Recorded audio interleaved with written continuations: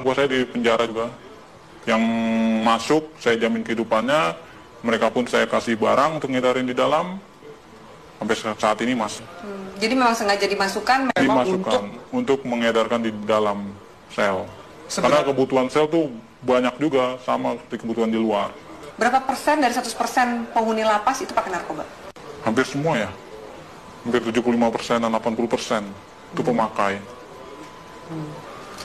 Berarti sipir tahu dan kalapas tahu dong? Tahu. Itu hal umum. Karena kan kita juga masuk barang itu nggak mudah.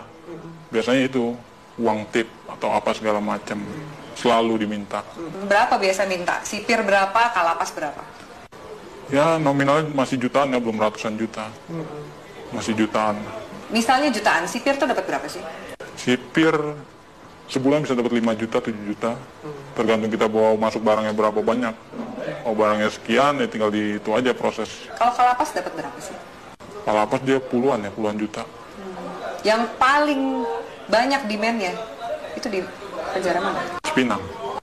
Lebih banyak dia bandarnya. Salah satunya banyak kan anak buah saya selama ini yang ketangkep di mana, mereka di dalam ya saya tanggung semuanya. Dia di dalam, hidup keluarganya di luar, saya tanggung semua. Oke. Sampai dia keluar. Sampai dia keluar. Secanggih apa sih bisa ngatur peredaran narkoba Iya. dalam penjara? Alat-alat mereka canggih dong? Canggih. Mereka alat-alatnya lebih canggih dari pemerintah Indonesia sendiri ya. Masa? Iya. Secanggih apa? Dari mulai telepon, mereka pakai satelit, langsung tembus satelit. Tidak ada lagi lewat operator-operator Indonesia. Mereka semua pakai satelit. Jadi nggak bisa disadap? Nggak bisa disadap. Sangat sulit untuk disadap. Tidak akan ada habisnya Indonesia. Karena Indonesia target terbesar di Asia untuk peredaran. Untuk peredaran. Kenapa Indonesia jadi target? Karena demand yang begitu besar? Demand yang begitu besar. Keuntungannya juga besar. Hukumannya juga ringan. Soal hukuman? Iya. Ringan, berarti nggak mungkin bikin jera. Apa sih yang bikin jera aparatnya? Dari mana sih kemudian kalau misalnya mau ngabisin ini gitu? Dari mana sih? Biasanya kalau main di hakim itu buat main hukuman. Peringanan hukuman, segala macam. Anda bayar? Saya bayar. Dalam bentuk uang atau dalam bentuk barang juga Anda kasih? Uang, biasanya uang. Mereka hanya uang. Kadang barang tergantung hakim. Hakim maunya apa ya kita kasih. Banyak klien Anda yang hakim yang make juga? Ada banyak. Ada 10 orang ada. Bagaimana Anda menggunakan uang yang luar biasa banyak ini? Biasanya Anda menghabiskan untuk apa? Biasanya saya habisin buat pesta-pesta aja. Pesta, saya beli barang, segala macam apa, kebutuhan. Kebutuhan dalam arti ya saya lihat orang-orang kaum-kaum yang kurang mampu juga sebenarnya saya kasih. Beramal juga? Beramal. Tapi kan dari duit seperti itu, duit haram, duit panas. Ya, istilah kata buang sial.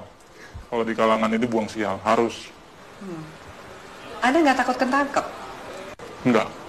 Karena saya percaya, saya di dalam pun saya dijamin. Dan keluar pun masih ada tempat buat saya. Kecuali hukuman mati ya, mungkin banyak yang kapok. Susah nggak sih keluar dari jaringan ini? Sangat sulit. Karena semuanya itu sudah terpantau oleh bos. Kita pun juga nggak tahu kan anak buah bos seberapa banyak. Yang kita tahu kan hanya segelintir orang yang saya percaya ada 30 orang. Mungkin dari lain ini ada lagi anak buah bos yang mantau saya juga. Bagaimana posisi saya, peredaran saya, perkembangan saya. Oke. Dari Jakarta sendiri, selain 5 bos Anda ini, Iya, ada juga jaringan-jaringan yang lain? ada. Banyak. Di Jakarta aja ada sekitar 50 jaringan. Yang saya tahu 50 jaringan, mungkin lebih. Itu yang saya tahu. Jaringan ini lebih besar atau sama kuatnya dengan jaringan Anda? Macam-macam. Tergantung dari barang sih biasanya. Kalau barang kita bagus, banyak juga jaringan ngambil di kita juga. Makanya barang itu nggak pernah akan habis. Tidak akan pernah habis di Indonesia. Walaupun mereka menangkap, menyita segala macam berapa ribuan ton, ratusan kiloton, itu nggak akan pernah habis. Karena itu cuma sedikit, paling seujung jari ya, ujung jarinya dari total barang yang ada di Indonesia. Kalau BNN sendiri, gimana Anda sebagai bandar ngelihat BNN? BNN saya lihat sih Untuk saat ini tergantung orang-orangnya sih, BNN juga. Sama lah sama yang di Polres, Polda, segala macam. Istilah katanya kan orang Indonesia itu hanya butuh duit. Semuanya ujung-ujungnya duit. Asal kita punya duit, ya lolos. Sampai ke jaringan, kalau kepolisian juga? Kepolisian udah hal umum. Udah nggak bisa ini lagi. Nggak mungkin dibersihin? Nggak mungkin dibersihkan. Karena memang aparatnya pun pemakai. Kenal sama bandar, kenal barang, nyuplai barang juga, begitu. Seterusnya. Bea Cukai gimana? Bea Cukai juga mengawasi kan? Iya. Seperti ini? Bea Cukai ada permainan juga. Makanya kita di Bea Cukai itu ada sekitar 5 orang kita pegang di sana. Untuk tiap ininya. Apa peran 5 orang di Bea Cukai ini? Meloloskan barang. Meloloskan barang. Jadi ada pengiriman juga? Pengiriman barang, pengeluaran keluar barang, itu semua lewat dari mereka ini, 5 orang ini. Oke. Anda punya berapa rekening? Ada 10 lebih. 10 lebih. Kurang lebih satu rekening isinya berapa sih? Tergantung ya, ada yang 1 miliar, ada yang 800, ada yang 750. Paling kecil ya sekitar 250 juta. Anda nggak takut kelacak oleh PPATK nih? Wah, enggak ya, itu nama rekeningnya udah beda-beda. Ada panggilan untuk berhenti dari dunia hitam ini? Belum ada. Saya masih menikmati sampai sekarang karena keuntungannya lumayan. Bukan lumayan lagi ya, mungkin kalau Mbak sendiri mungkin akan tergiur dengan hasilnya. Yakin kamu? Yakin sekali. Masa? Iya, benar. Belum ada panggilan untuk tobat berarti? Belum. Masih menikmati. Mau sampai kapan? Sampai seterusnya mungkin ya. Sampai tunggu panggilan. Orang tua Anda nggak curiga? Tidak ada yang tahu. Teman-teman kecil pun nggak ada yang tahu. Semuanya saya dan kawan saya yang baik saya kenal saja tahu. Apa enaknya punya uang banyak tapi harus bersikap seperti biasa-biasa dan sembunyi dari semua orang? Itu ya konsekuensi.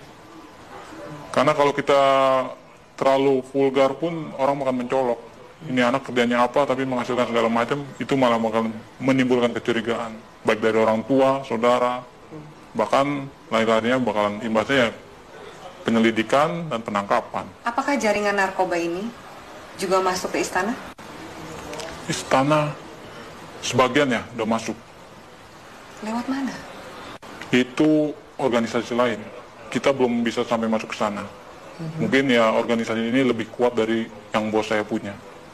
Itu sudah masuk. Ke istana? Ke istana. Oke. Transaksi